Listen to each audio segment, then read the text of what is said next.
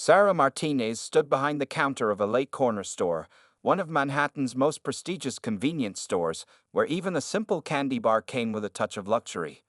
The fluorescent lights cast a bright glow across the polished floors as she arranged the display of imported chocolates, something she did every morning during her 7 a.m. shift. At 23, Sarah wasn't your typical Manhattan store employee. Her warm brown eyes held determination, and beneath her store uniform, she carried herself with quiet dignity. Working at this upscale establishment helped her pay for nursing school, one shift at a time.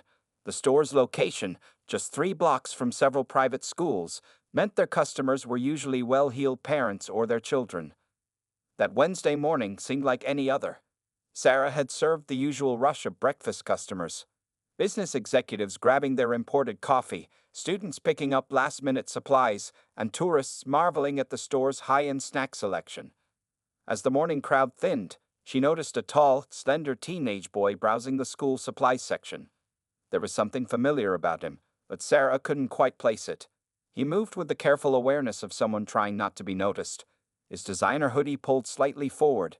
She watched as he selected several items: premium notebooks, expensive pens, and a few healthy snacks that the store was known for. When he approached her counter, Sarah's eyes widened slightly in recognition. Despite his attempt to remain inconspicuous, she immediately knew who he was: Barron Trump. She'd seen him in the news over the years, but in person, he was much taller than she'd expected, towering over her counter. Sarah maintained her professional composure, treating him just like any other customer. She began scanning his items. 3 leather-bound notebooks, $45 each, 2 sets of premium writing pens, $35 per set, an organic protein bar, $8, and a cold-pressed juice, $12. The total came to $225. "That'll be $225, sir," she said politely, watching as the young man reached for his wallet. She noticed his hands trembling slightly as he pulled out a black credit card. The first swipe didn't work. "Sometimes the chip reader works better," Sarah suggested kindly, pretending not to notice his growing discomfort. Barron tried the chip reader. The card was declined again. By now, other customers were starting to line up behind him. Sarah could see the panic rising in his eyes as he tried the card once more. I don't understand," he muttered, his face flushing red. "It worked yesterday." Sarah glanced at the growing line behind him. A couple of customers had already pulled out their phones, likely recognizing who he was. This was exactly the kind of situation that could end up all over social media within minutes. Making a split-second decision, Sarah quietly pulled out her own credit card from her pocket. While Barron was still checking his phone for his bank details, she swiftly ran her card through the machine. "Oh, look at that. It went through on the last try," she said loudly enough for others to hear, handing him the receipt. These card readers can be temperamental sometimes. The relief on Barron's face was immediate. He looked at her with a mixture of surprise and gratitude, realizing what she had done. Their eyes met briefly, and Sarah gave him a small, understanding smile. "Thank you," he said softly, gathering his bags. "I really appreciate it." "Have a great day," Sarah responded professionally, already turning to the next customer as if nothing unusual had happened. As Barron left the store, Sarah continued with her shift, not thinking much about what she'd done. Growing up with 3 younger siblings had taught her how humiliating it could be for a teenager to face embarrassment in public. She hadn't helped him because he was Barron Trump.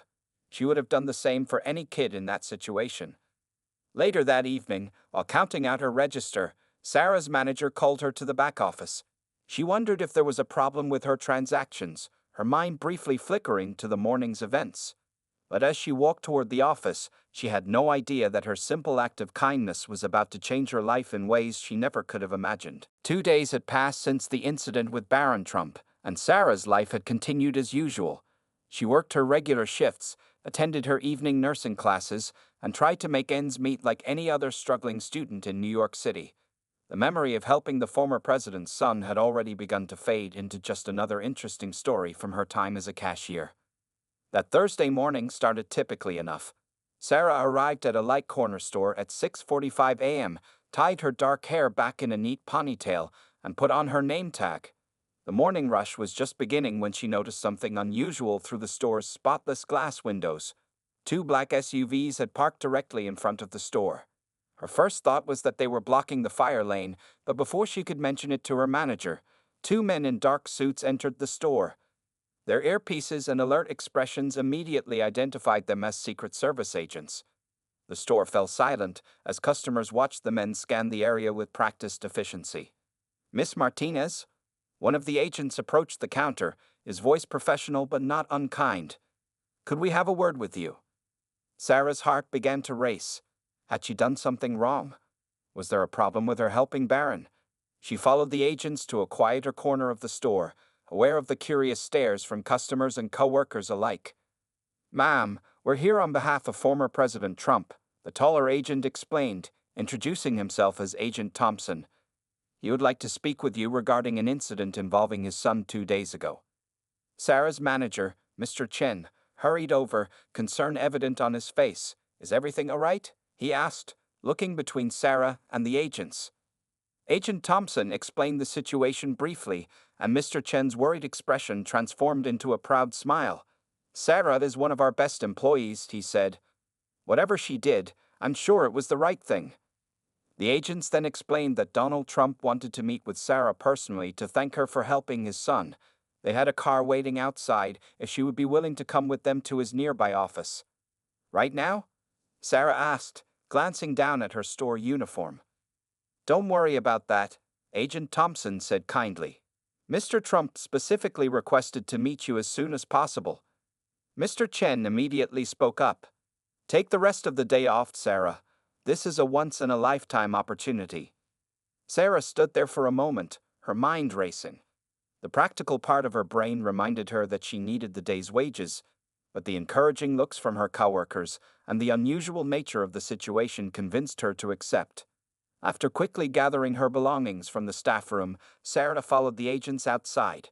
The morning sun glinted off the black SUV's polished surface as one of the agents opened the door for her.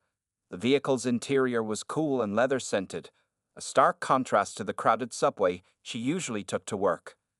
As they drove through Manhattan's busy streets, Sarah's nervousness grew. She checked her reflection in the window, wishing she had worn something nicer than her store uniform.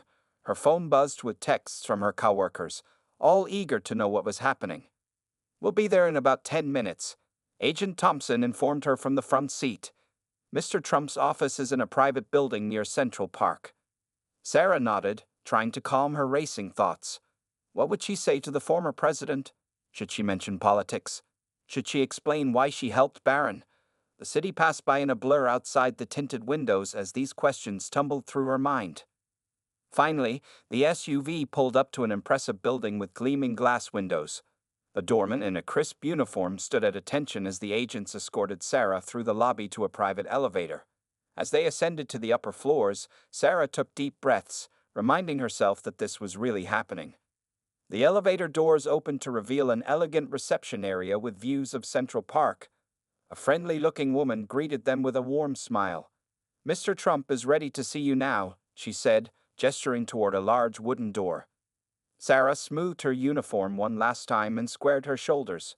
Whatever happened next, she knew this would be a day she would never forget. The heavy wooden doors opened to reveal a spacious office with floor-to-ceiling windows overlooking Central Park.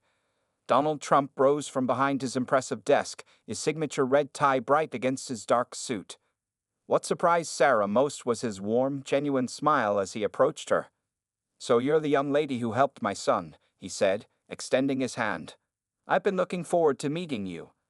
Sarah shook his hand, noting his firm grip. "It was nothing special, sir," she replied modestly. "Anyone would have done the same." Trump gestured for her to sit in one of the leather chairs facing his desk. "That's where you're wrong," he said, settling into his own chair. "Most people these days would have pulled out their phones to record the moment. Instead, you chose to help quietly, with dignity." A woman entered with a tray of coffee and water, setting it on the desk before quietly departing. Trump poured coffee for both of them, an unexpectedly personal gesture that helped ease Sarah's nervousness. "Barron told me everything," Trump continued, stirring his coffee. "He said you handled it so smoothly that nobody else even noticed what was happening. Do you know why his card didn't work? Sarah shook her head, carefully holding her coffee cup. Security freeze, Trump explained, leaning back in his chair. Someone tried to hack his accounts that morning, so the bank froze everything. We didn't know until later. He paused, studying her face. How much did you spend? $225, Sarah answered automatically, then quickly added, but please, I don't expect to be paid back. I really just wanted to help.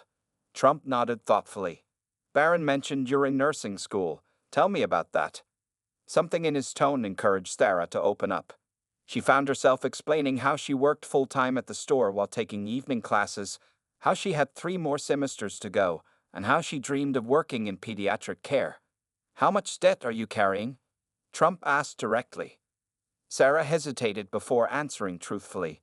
About $60,000 in student loans so far. I'll probably have closer to $80,000 by graduation. Trump stood up and walked to the window, hands clasped behind his back. You know, I've met thousands of people in my life. Business leaders, politicians, celebrities. But it's not often I meet someone with genuine kindness and integrity. He turned back to face her. What you did for Barron wasn't just about the money. You protected him from embarrassment. You showed discretion. These are rare qualities today. Sarah felt her cheeks warm at the praise. I just did what felt right, she said softly. And that's exactly why I wanted to meet you, Trump replied, returning to his desk. He opened a drawer and pulled out an envelope. I believe in rewarding good character when I find it. He slid the envelope across the desk to Sarah. This should take care of your student loans, both current and future. I've also included a letter of recommendation for when you graduate. A nurse with your integrity is someone any hospital would be lucky to have. Sarah's hands trembled as she opened the envelope. Inside was a check that made her eyes widen, along with a letter on Trump's personal letterhead. She looked up at him, speechless. Sir, I can't accept this, she managed to say. It's too much. Trump raised his hand to stop her protests. You can, and you will. Consider it an investment in someone who represents the best of what America should be. He smiled. Besides, I'd spend more on less worthy causes. Sarah felt tears forming in her eyes. Thank you, she whispered. I don't know what else to say. Say you'll finish your degree and become an excellent nurse, Trump replied. That's all the thanks I need. As their meeting drew to a close, Trump walked Sarah to the door. One more thing, he added. Barron asked if he could stop by your store occasionally. He said it's nice knowing there's someone trustworthy nearby. Sarah smiled. He's welcome anytime. As the Secret Service agents escorted her back to the SUV, Sarah held the envelope close. Her simple act of kindness had turned into something she never could have imagined. But even with the check in her hand, she knew the real value of this day wasn't about money. It was about being recognized for doing the right thing, simply because it was right. The next morning, Sarah walked into a late corner store feeling as if she were floating. The events of the previous day still seemed surreal, like a dream she might wake up from at any moment. The envelope from Trump was safely deposited in her bank account, and the letter of recommendation was carefully stored in her apartment. Her coworkers greeted her with excited questions and congratulations. News of her meeting with Trump had spread quickly through the store, though Sarah had kept the details of his generosity private. She went about her morning routine, restocking shelves and helping customers, trying to maintain normalcy despite her life having changed dramatically overnight. Around mid-morning, a familiar tall figure entered the store. This time, Barron Trump walked in confidently, accompanied by a single plainclothes Secret Service agent who remained discreetly by the door. Sarah was helping another customer when she noticed him, but their eyes met, and he gave her a small wave. When she finished with her customer, Barron approached the counter. Hi, he said, seeming more relaxed than during their first encounter. I wanted to thank you properly this time. You don't need to thank me, Sarah replied warmly, but I'm glad your card issue got sorted out. Barron nodded, then reached into his jacket pocket. I brought you something. He pulled out a small, elegantly wrapped package and placed it on the counter. It's not much, but I picked it out myself. Sarah carefully unwrapped the package to find a beautiful silver pendant necklace with a small angel charm. It's a guardian angel, Barron explained, slightly embarrassed. Because that's kind of what you were for me that day. It's beautiful, Sarah said sincerely, touching the delicate charm. Thank you. My dad told me what he did, Barron continued, lowering his voice. About your nursing school. That's really cool, wanting to help kids and everything. Their conversation was interrupted by the arrival of more customers, but before leaving, Barron asked if it would be okay for him to stop by sometimes. This store is on my way to school, he explained. And it's nice to know someone who just treats me like a normal person. Over the next few weeks, Barron became a regular customer at a light corner store. He would stop by 2 or 3 times a week, usually in the mornings before school. Sometimes he'd buy snacks or school supplies, other times he'd just say hello. Sarah noticed that he seemed more confident with each visit, less concerned about being recognized. Other regular customers began to take his presence in stride, and the initial excitement of having a Trump shopping at the store gradually faded into routine. Mr. Chen, the store manager, was particularly pleased with how Sarah handled the situation, maintaining professionalism while making an important customer feel welcome. One morning, as Sarah was organizing the magazine rack, she overheard 2 customers whispering about Barron's regular visits. I heard she's the one who helped him when his card was declined, one said. Now Trump's paying for her entire education. Sarah pretended not to hear, but she reflected on how quickly stories spread and change.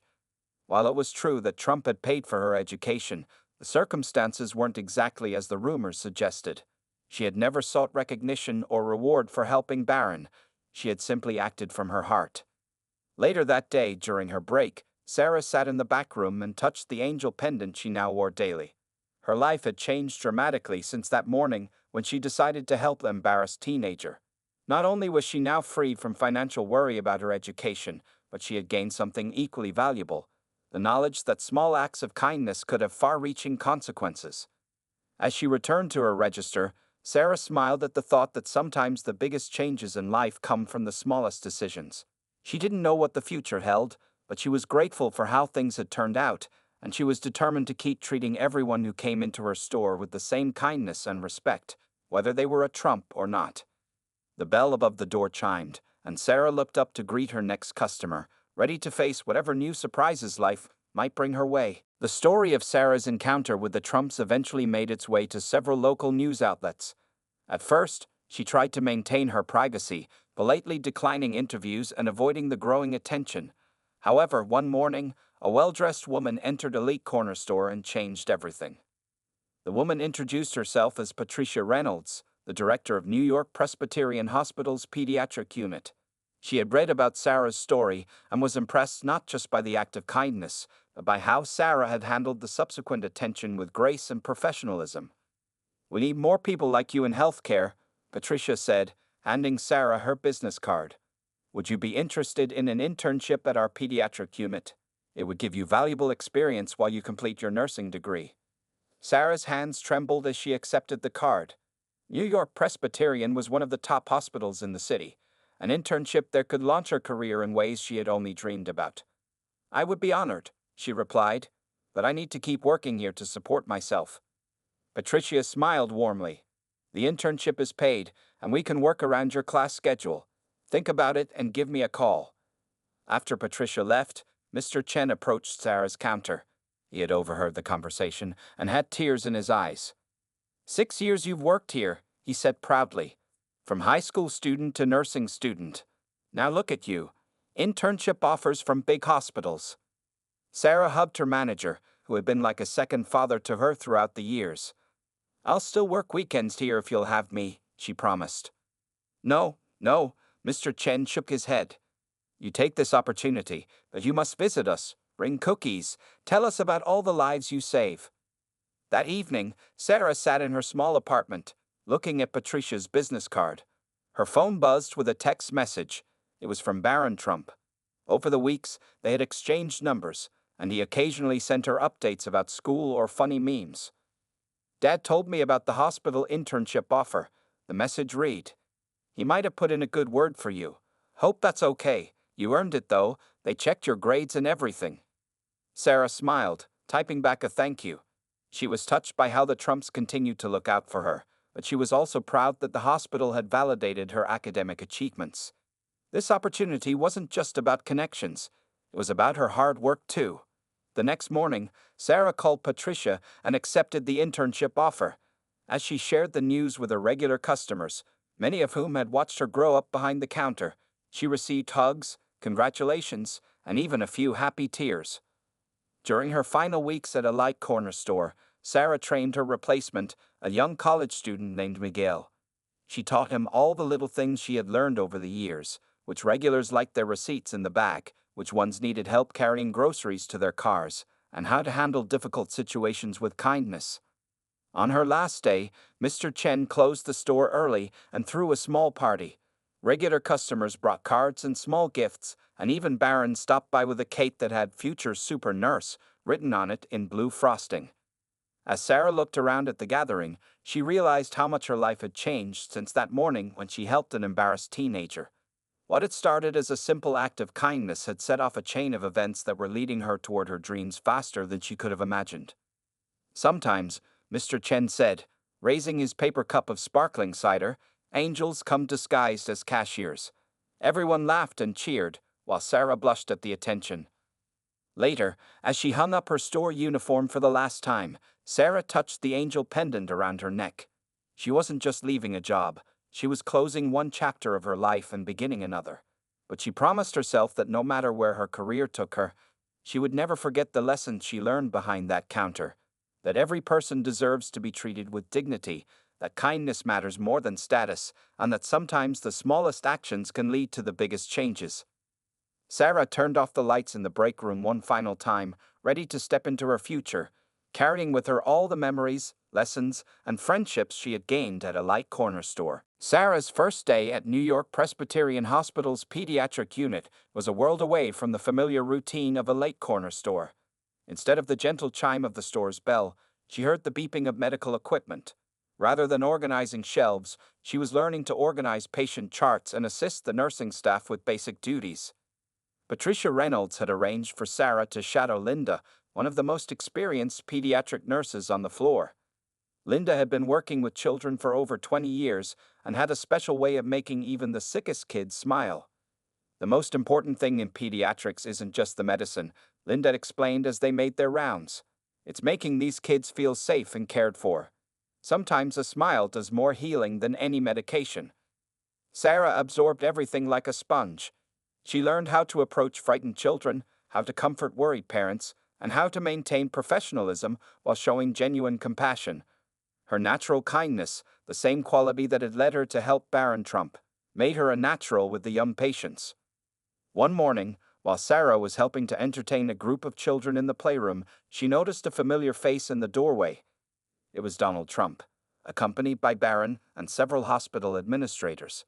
The former president had come to visit the pediatric ward and make a donation to the hospital's children's program. The children, too young to recognize Trump or care about politics, were simply excited to have visitors.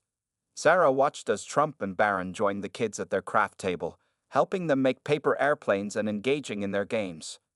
During their visit, Trump pulled Sarah aside. "How's the internship going?"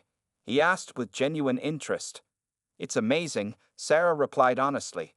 "I learn something new every day. Thank you for helping make this possible." Trump shook his head. "You made it possible.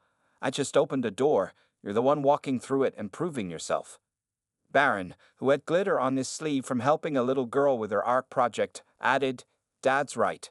The nurses say you're doing great. They call you the Angel of Pediatrics." Sarah blushed at the nickname, but before she could respond, one of her young patients called out for her. 6-year-old Tommy was having trouble with his IV line while trying to color. Without hesitation, Sarah excused herself and went to help him, adjusting the line so he could color comfortably. Trump watched this interaction with approval. "You see that?" he said quietly to Barron. "That's why we helped her. She doesn't change who she is or how she treats people, no matter who's watching." The visit turned out to be more than just a casual tour.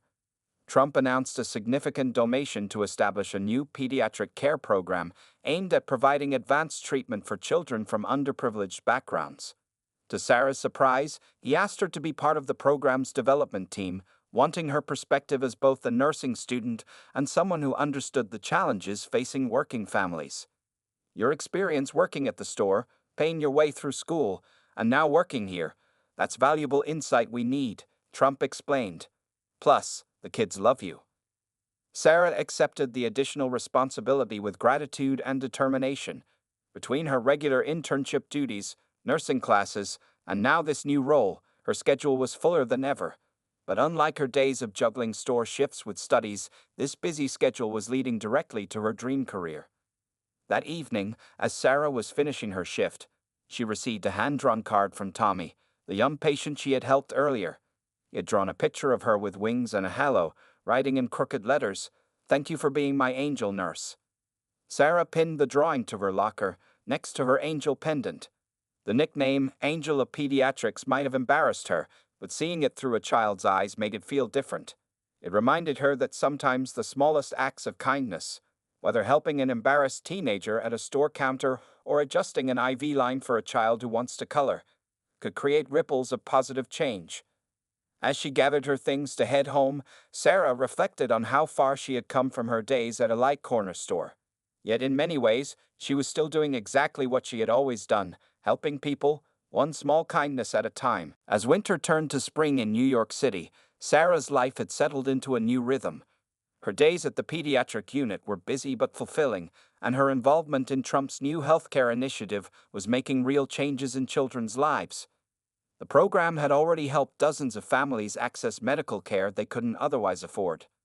One particularly memorable morning, Sarah arrived at work to find an unusual level of activity on her floor. Security personnel were conducting thorough checks, and there was an air of excitement among the staff. Patricia Reynolds called an impromptu meeting to announce that Melania Trump would be visiting the pediatric ward that afternoon. "She's heard wonderful things about our program," Patricia explained, "particularly about our Angel of Pediatrics." She smiled warmly at Sarah, who still wasn't used to the nickname. The former First Lady's visit was scheduled during Sarah's regular shift with the children in the playroom.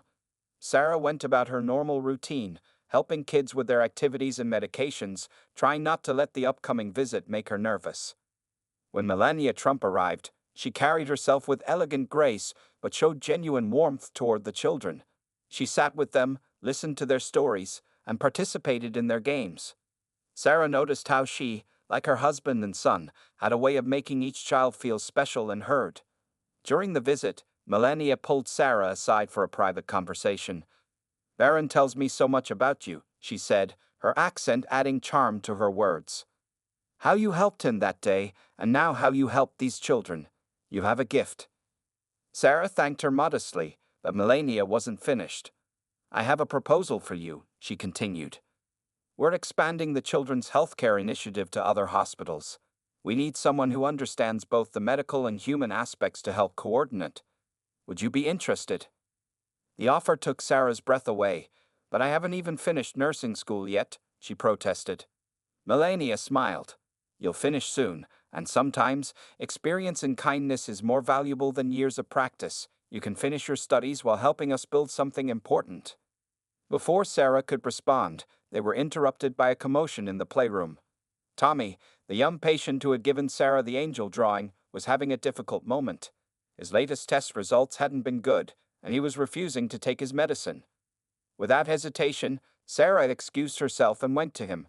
She sat on the floor beside his chair, speaking softly to him. "Remember our deal about being brave?" she asked. "Sometimes being brave means doing things we don't want to do." Melania watched as Sarah gently convinced Tommy to take his medicine, turning it into a game that soon had him laughing. Other children gathered around, and soon Sarah had transformed a moment of distress into a positive experience for everyone. Later that day, after Melania had left, Sarah received an email formally offering her a position as junior coordinator for the Trump Children's Health Initiative, to begin after her graduation. The role would allow her to continue working directly with patients while also helping to expand the program to other hospitals. Sarah shared the news with Linda, her mentor nurse, who hugged her tightly. "You see," Linda said, "this is what happens when you lead with your heart. One act of kindness in a convenience store has turned into a chance to help thousands of children." That evening, Sarah visited a late corner store for the first time in weeks. Mr. Chen was overjoyed to see her, and even more excited to hear her news. As they caught up, Barron Trump walked in, now a regular customer even without Sarah behind the counter. "Mom told me about the job offer," he said, grinning. "Does this mean I get to keep calling you Angel?"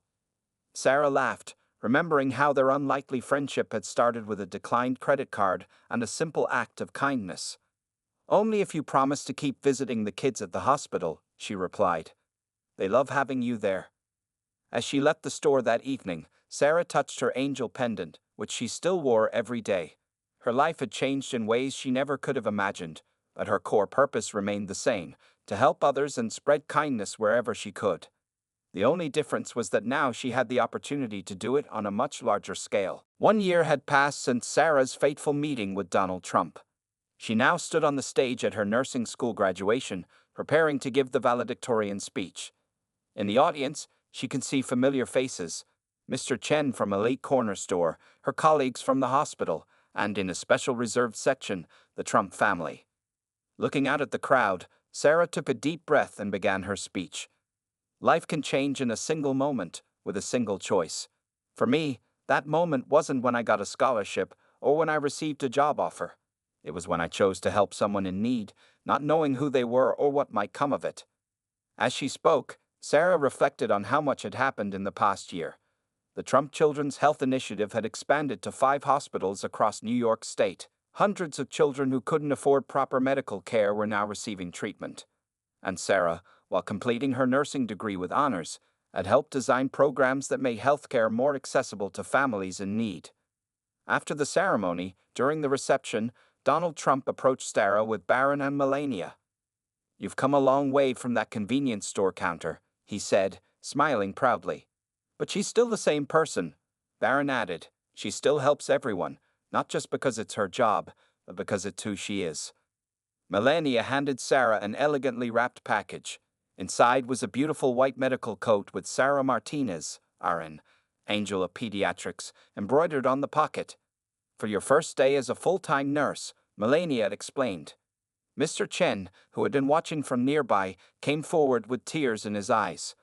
"I knew from the day I hired her," he said proudly. "This girl has special heart. Now whole world knows too."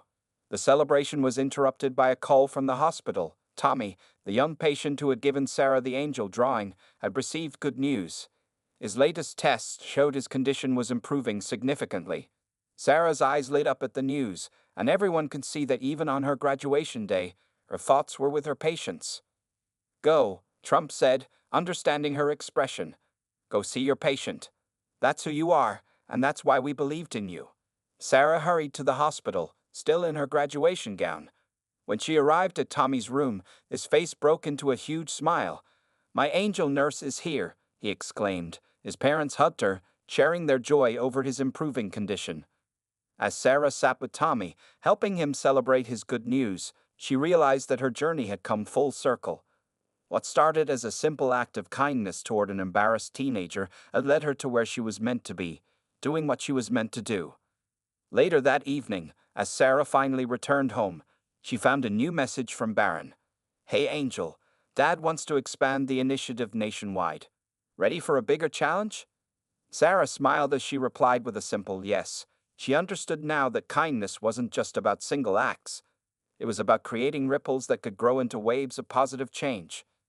The next morning, Sarah would start her new chapter as a full-time registered nurse, helping to expand the Trump Children's Health Initiative while continuing to care for her young patients. Her store uniform was now replaced by scrubs and her new white coat, but the angel pendant still hung around her neck, reminding her of where her journey began. As she prepared for bed, Sarah looked out her window at the New York City skyline. She thought about the scared young cashier she had been, the nurse she had become, and all the lives she would touch in the future. Her story wasn't just about how an act of kindness had changed her life. It was about how that kindness had multiplied, touching countless other lives in turn. The elite corner store still stood 3 blocks from the hospital, and sometimes Sarah would stop by to visit. The new cashier knew her story, as did most people in the neighborhood now. But to Sarah, it would always be the place where she learned life's most important lesson, that the smallest act of kindness can spark the biggest changes, and that sometimes angels don't wear halos. They wear name tags, scrubs, and the simple determination to help others whenever they can.